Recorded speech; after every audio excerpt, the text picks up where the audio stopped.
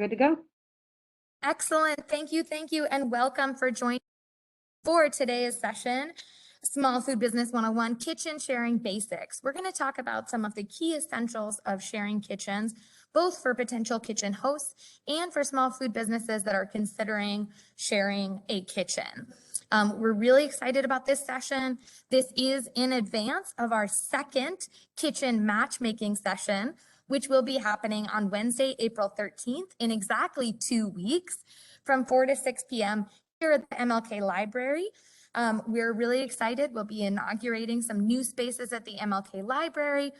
And so hope you'll join us to be able to meet some other potential kitchen hosts as well as other food businesses. So we're really excited about that. We'll also have technical assistance there, both from my team at DSLBD, as well as the team from the Latino Economic Development Center, which does a lot on food business.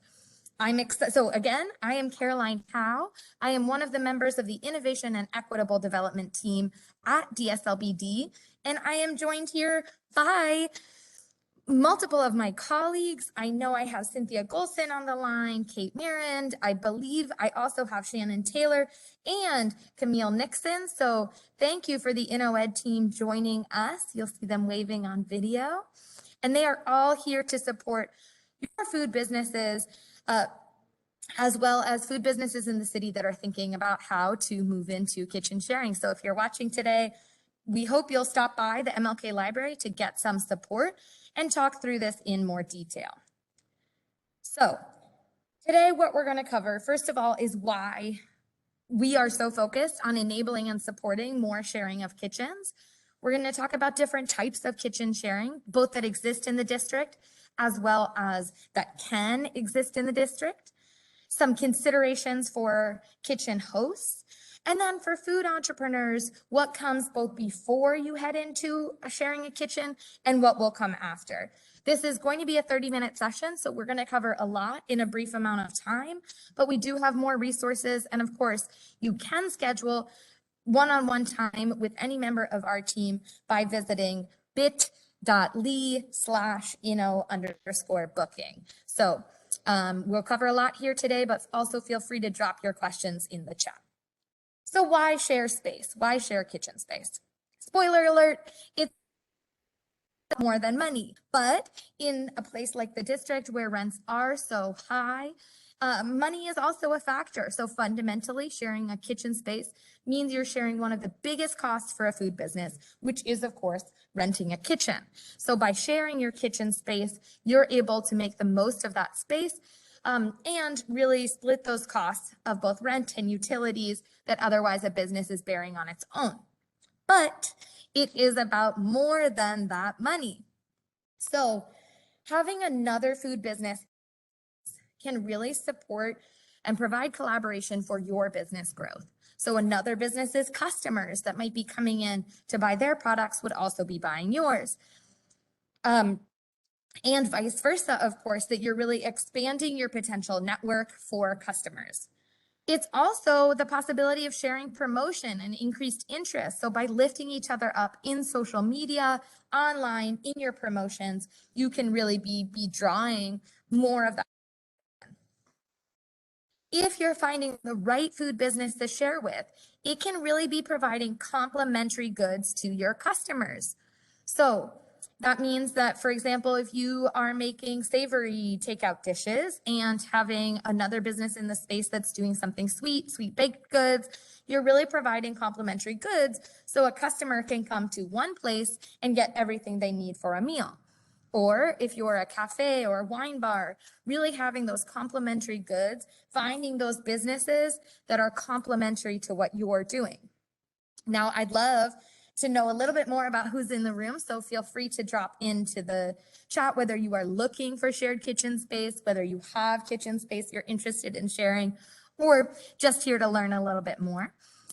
But either way, from a small food business space, looking for a shared kitchen rather than looking for your own kitchen space, again, can be from a perspective of providing those complementary goods. You don't have to do it all yourself, and you can really be finding other businesses to collaborate with. As I said, it's not just about the money, but it certainly is about the finances a bit. You reduce costs for space, potentially equipment. So if you're having specialized equipment, it can be really nice to be able to share the investment of some of that specialized equipment. Security and maintenance. So all of those which are real costs for food businesses getting started.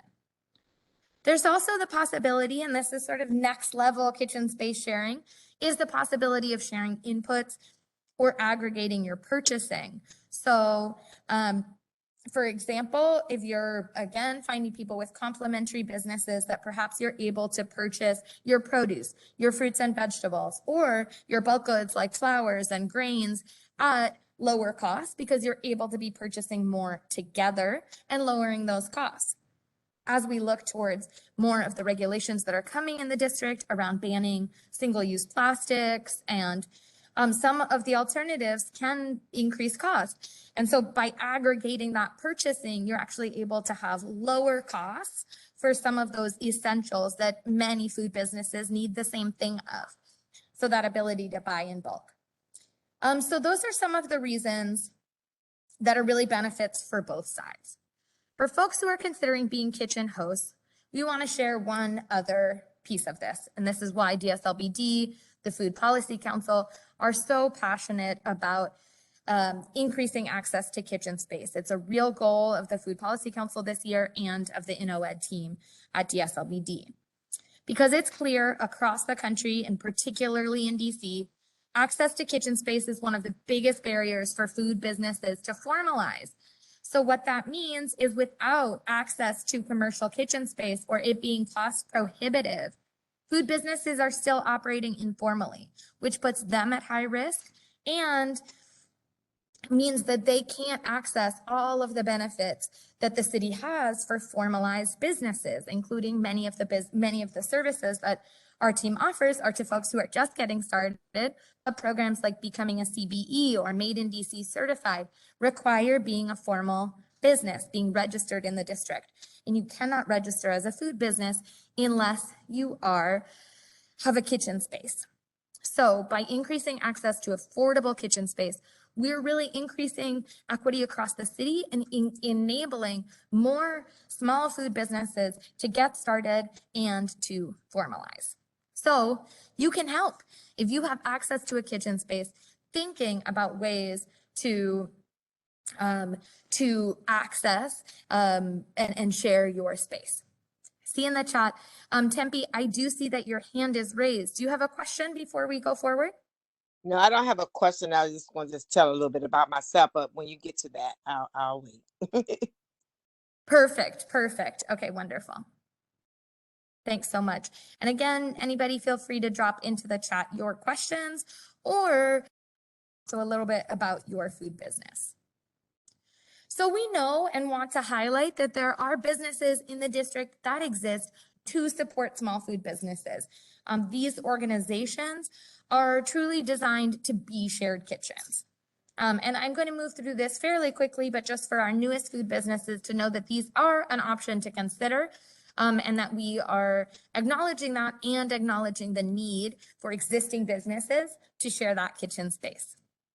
So Tastemakers is an incredible shared kitchen in Brookland. It is obviously, as you can see, a retail spot and eatery, but also behind our door in the back is a very large shared commercial kitchen.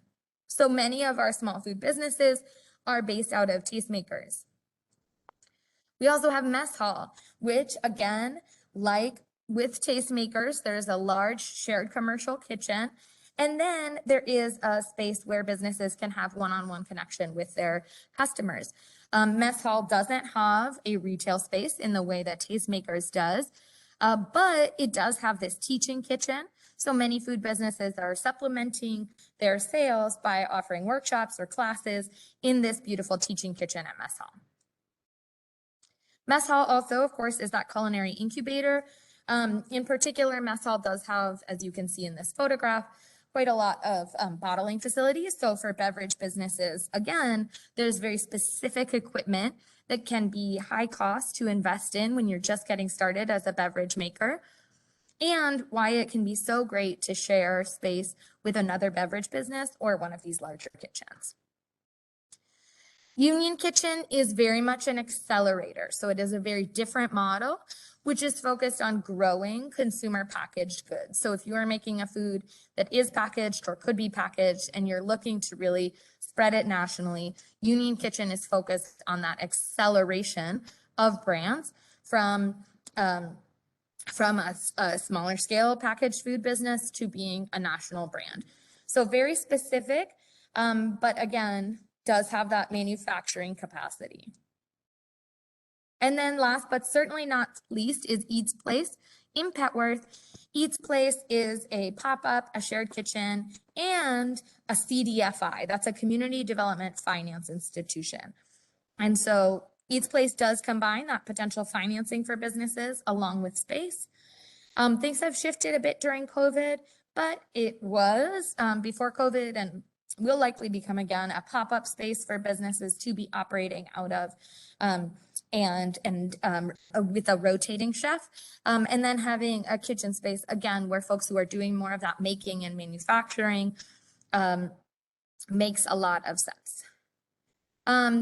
So food halls in many ways are shared kitchen spaces as well. I'm going to scoot past that for today and talk a little bit about some recent wins in our shared kitchen space.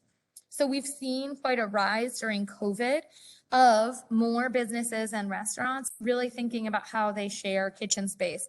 Again, because it's been such a hard time for businesses, such a need to be drawing customers in, and such a rise of takeout, that actually the space, the physical space for seating can be shared amongst many businesses, and businesses can be doing takeout.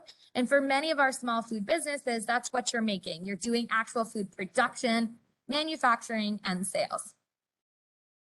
And we've seen this with many bars and restaurants. So things like Espita, which typically serves Latin American food and cocktails, is actually then offering a burger takeout, and so called Ghost Burger. And again, many other examples like this. I want to share that it's not just restaurants and cafes and bars that are sharing space, but even supermarkets. So Good Food Market is a new supermarket. This location is new to Ward 8, and as you can see, it is Good Food Market and Cafe. So while Good Food Market is a typical grocer in terms of selling produce and packaged foods, they also have a commercial kitchen, and that was primarily with the vision of having a cafe and some baked goods, also making the prepared foods that would be sold at the supermarket. But they have very interestingly actually started to share their kitchen space. So again, the cafe is still run by Good Food Markets. There's coffee from the cafe, some of those prepared meals that are coming out of the supermarket, but also sharing space with a caterer, and potentially other businesses. So we're really excited about seeing you don't have to just be thinking about this from bars or cafes where you can share seating space, but potentially also from other places. And we've heard from corner stores and delis that there is this interest because again, many delis have to have a certified commercial kitchen to be making sandwiches, but they're often only used at certain hours of the day. But some of these things to think about, we've seen lots of sharing bar kitchens. So many bars and restaurants, again, do have to have a shared commercial kitchen, even if the focus is on cocktails. And so there's a few different ways to think about this if you are running or operating a bar. To think about inviting in another chef to manage the bar food and catering. That way the bar can really focus on what they do best, cocktails, and have someone else take care of the required food service in a bar. It's also a possibility, given that bars often have late afternoon to evening hours, having that space in the kitchen be used by a bakery or even use it as a cafe so that customers get used to coming to your space throughout the day. Often bars and restaurants have days that they are closed. Of course, that makes sense from a staffing perspective. Everybody needs a day off, but that can be a place where you're having a small food business come in on those days that the bar is closed. Don't have to worry about overlap of staff or time. Just those days the bar is closed can be used by a small food business. Cafe kitchens, a bit in reverse. We've seen cafes that invite chef-ins to actually be making the pastries and baked goods that chef can be selling to other restaurants or doing delivery and takeout orders. But the cafe also gets incredible baked goods for them to be serving, putting their cafe potentially in a competitive advantage to other cafes. Again, many cafes operate in the morning through the early afternoon. Can your space be a place where a dinner pop-up or just takeout can be operating in the afternoons and evenings or on days the cafe is closed? So these are some ideas of how you might be able to share your space regardless of the type of business you're operating. So in our last 10 minutes, I want to review what to consider, whichever side of this you are on. The fundamental question that I encourage both kitchen hosts and small food entrepreneurs to think about: what is my space for? What am I willing to offer my space for? What am I looking for a space for? Often we think we are looking for one kitchen space that can be everything to us. And as a host, we're thinking about how our space could be everything to a potential sharing kitchen partner. It doesn't need to be everything. Kitchen space can be used for all of these 7 things that I'll go through, but it also can be, you can offer for one part of this. So growing products, again, many places that are growing fresh produce do actually need a commercial kitchen to be processing. So are you providing growing space? Are you making products, the actual manufacture and production of the food, reheating and assembling food, selling food, meeting customers and promoting business, training and building your team, and storing goods? So each of these are things that we need some space for. From a DC Health perspective, what needs to be happening in the commercial kitchen is making products and serving those products. So whether you are, but for many businesses, you're actually selling everything online. You don't need an in-person location to be selling, and you don't need any cash transactions at the site where you're producing your food. You might be able to, so thinking about that, ditto with meeting your customers and promoting your business. Maybe you're just focused on popping up at farmers markets, but you need that place to be making your food and assembling your food, but you're actually going to be meeting customers and promoting your business at those pop-ups. So those are things where, again, you don't need to be looking for a kitchen host that is open to you serving customers in the space. You're just looking for a kitchen to be producing. So thinking about all of these things can mean you're heading into these conversations with kitchens with a more open mind, with more possibilities of what could be a good fit for you. For kitchen hosts, and it looks like in the room we've got some folks who do already have kitchen space, who might potentially be interested in sharing kitchen space, as well as I know some folks who are looking for kitchen space in the area. So for the host side of things to consider, logistics. It feels like there are a lot of logistics to consider, but there are very clear worksheets that can walk you through this that will circulate to folks after this session. But it can be and there's very easy tools to make sure that you're sharing the space in ways that make sense from a timing perspective. So it's not too many cooks in the kitchen at any one time, but you're thinking about storage, equipment, and what kind of equipment is on or off the table. If you're sharing a kitchen space, it does not mean that everything in your kitchen needs to be available for for businesses that are coming in. Many businesses come in with their own equipment. And again, you can be clear about whether or not you have that storage space. Even if you don't have storage space, even if you don't have any equipment to share, there are food businesses in the city that are looking for a space like yours. Health considerations. DC Health will inspect each business, and each business is going to need a plan for food safety and storage. It's important to consider finances. How are you going to account for some of those additional considerations like insurance, maintenance, storage, and security? So that's important to keep in mind because some of those will be additional costs in having an additional business in the space. So you want to make sure you're thinking about a rent that will be fair, accounting for those considerations. Yes, Ron, great question. You will have access to this guide and this presentation, these slides, and I'm happy to share with anyone some of the guides. Again, we'll circulate it after the email that are really worksheets for you to think through. Then thinking about alignment. So you really want to consider alignment, that what can bring the most to your clients, what your customers, how can you really create value for them? Are there particular offerings that can be more than the sum of their parts? Which is to say, for example, again, thinking about that bakery, potentially having someone who's making baked goods that they're selling at a market come into your cafe means your cafe is going to have greater baked goods. Is there a business that's making juice from fresh produce and your business is actually really thinking about how you can incorporate more fiber into your pasta making? There's opportunities to really think about how you're making the most of that collaboration. And it might be a particular customer. So again, if you're gluten-free, making gluten-free baked goods, finding a gluten-free pasta maker, again, could be something where you're offering something additional to your customers. From an entrepreneur's perspective, you really want to think about, do you need to meet customers and employees in person?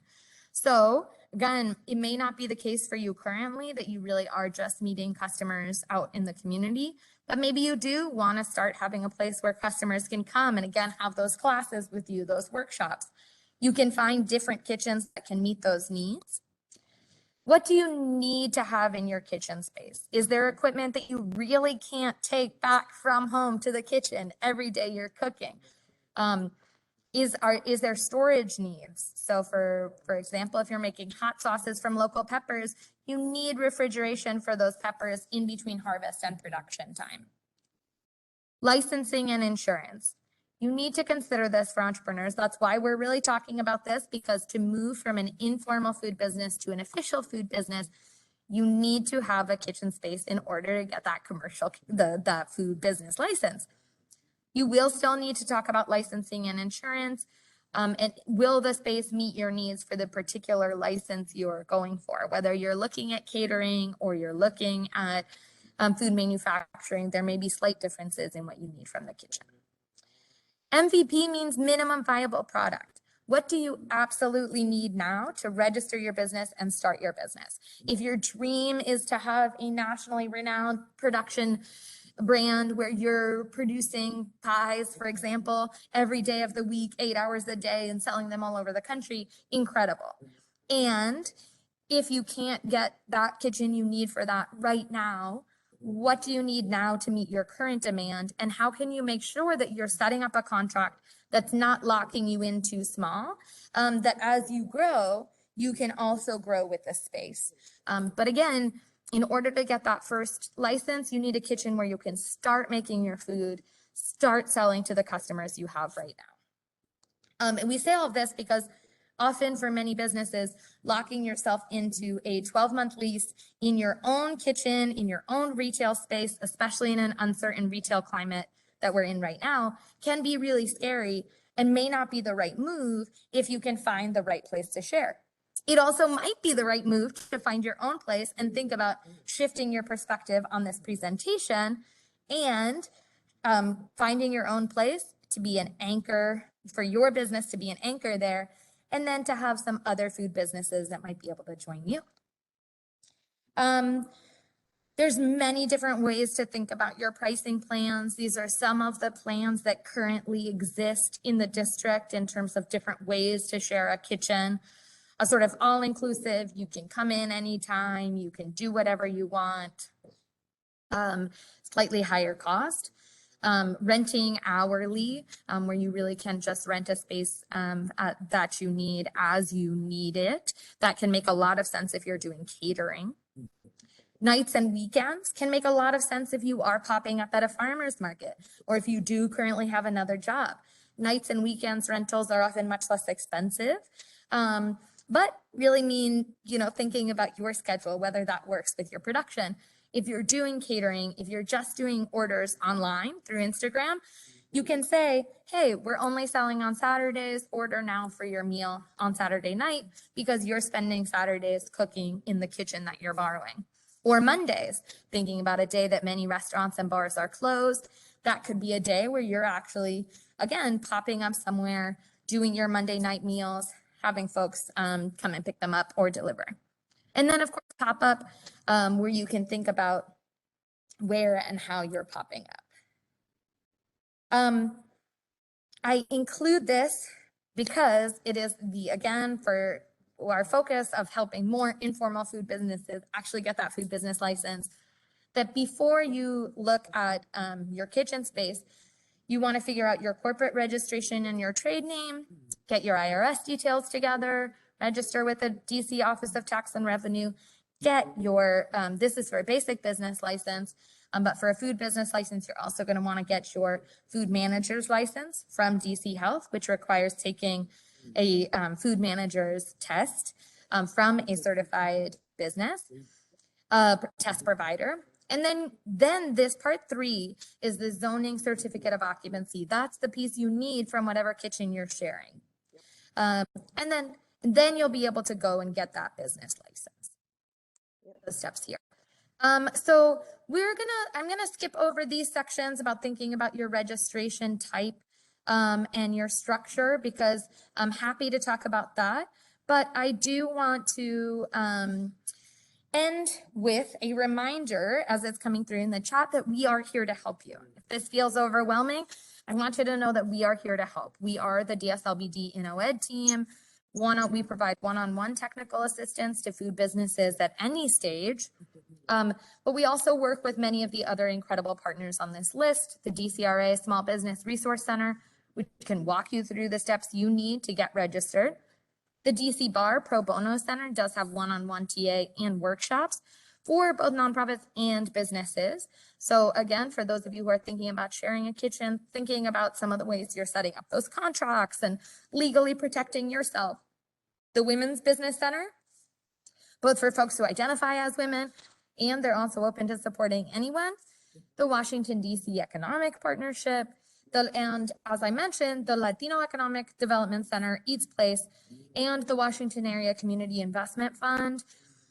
All of them are parts of the Nourish DC program, which is to support more food businesses in the district. And all of them do have various financing programs for food businesses. LEDC in particular is running a food business cohort. Applications are currently open for that. And so there really is a possibility to think about how you're getting that support as you get towards that space. So we are at time, but I will stick around for a few minutes to see if there are any questions. Well, you pretty much covered mostly all of what I've just experienced and gone through. So this was very helpful. Oh, I'm so glad that it was helpful. And it is really exciting to, of course, see you, Tempe. You've done so much along this space. And for others who are, who have dropped into the chat some of the things that you're looking for, it's great to know that there's interest, and really want to encourage everyone who's here today to come by on April 13th. That's 2 weeks from now on a Wednesday. Our team will be here all day, as we are every Wednesday from 10 a.m. to 4 p.m. We'll also be joined by the Latino Economic Development Center and a few other partners providing technical assistance that afternoon. And that evening from 4 to 6, we will be having multiple shared kitchens, some kitchens that are interested in sharing space. The University of the District of Columbia has some shared commercial kitchens that they'll be discussing. So really hope you come by to meet some of those potential kitchen space and get those conversations started. Yep, very excited. Thank you, Tempe. Thank you for dropping that link into the chat. Ron, Vashan, if you have any other questions, feel free to drop them into the chat or unmute yourself.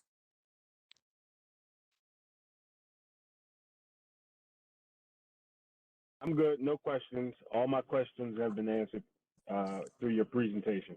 I appreciate it. Wonderful. All right, well, I am going to ask Kate to stop the recording. And